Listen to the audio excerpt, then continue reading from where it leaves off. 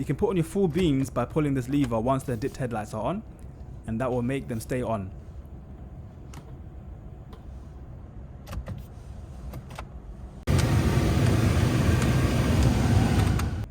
If you want to know what the buttons in the car do, then you're in the right place.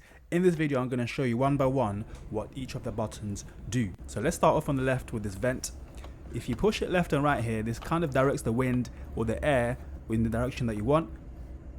You can also open and close it using this slider here. It looks like a lot of buttons, but once you get into it, it's not really a lot. These ones select what you want to do with the console. So that one there is for the aux. If you want to listen to your music through an aux cable, you can plug it through there and you can listen to their music through there. And if you want to make a phone call, this is the button that you press. If you want to change some settings on the menu, you use the menu button. Then you can go left, right, up and down and press OK to select the option that you want. And don't know who's got CDs. If you've got any CDs, put that in the comments below. I've not had a CD for years. I'm not sure if that's still a thing, but if you have CDs, then you can put them in that slot there, and then you can take them out by pressing that ejector button. And then to pump your music, you can have it loud using this volume control here. And if you're going through a rough area, you can then use this door lock, which locks the doors from the outside. So anyone trying to get into your car from the outside can't, but you can still open the doors from the inside. We have the hazard warning lights, which can be used if you're blocking the road or if you are experiencing some sort of hazard in front of you.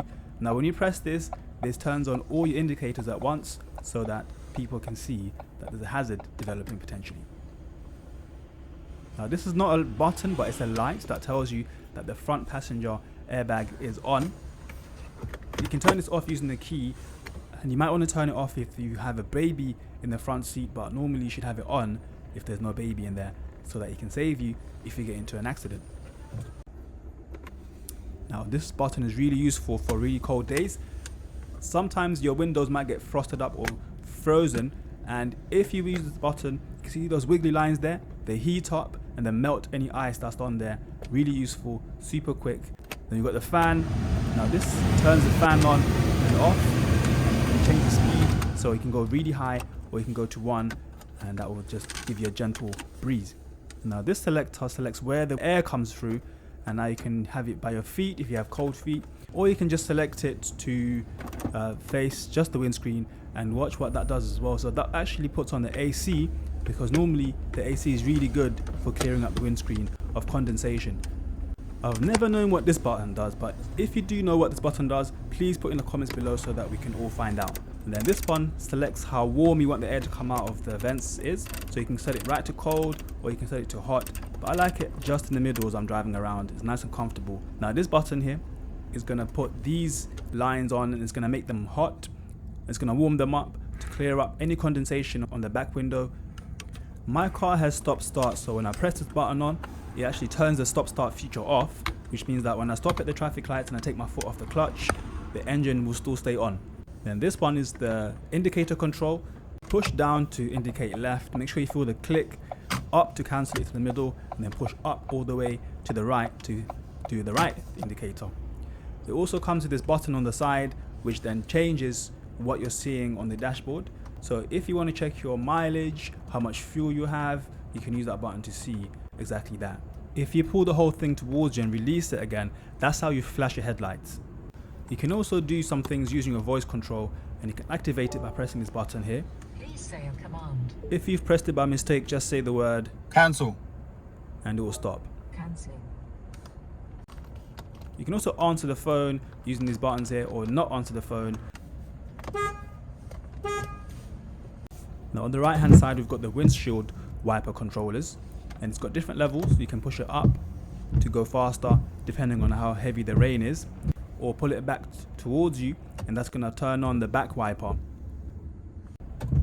You can also control level 1 of these wipers using this little slider in the middle, and then turn it off by pushing it all the way down again.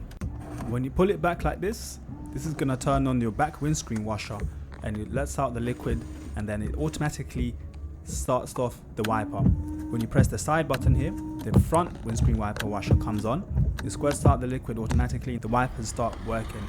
For the lights, you've got the first level, which is the little side lights. Then we've got the second level, which is the dipped headlights. We've got the front fog lights and the back fog lights on either side.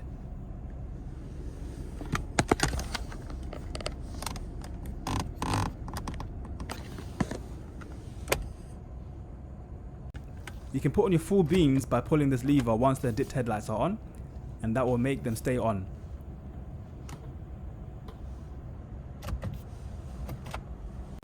Determines how dipped your lights are, so you can change the different levels, and this will elevate or lower your lights. And then this one will actually dim or brighten your dashboard. If you want to control your mirrors, this is what you're going to use. So this little slider in the middle decides whether you're going to control the right or the left. Right now it's set to the right, and then use the arrows up, down, left, right to move it to the right position. Then the window controls, so you've got the one for the passenger side and then the one for your side as well, up, down. You can also switch your lights on inside the car using these buttons here.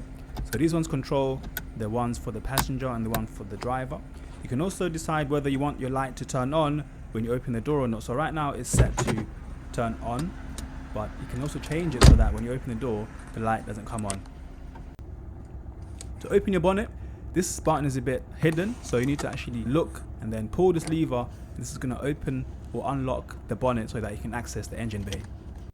While we're down here, let's look at the pedals. So we've got the left one, which is the clutch, and you use your left foot for this. If you want to find out more about what this does, then check out this other video.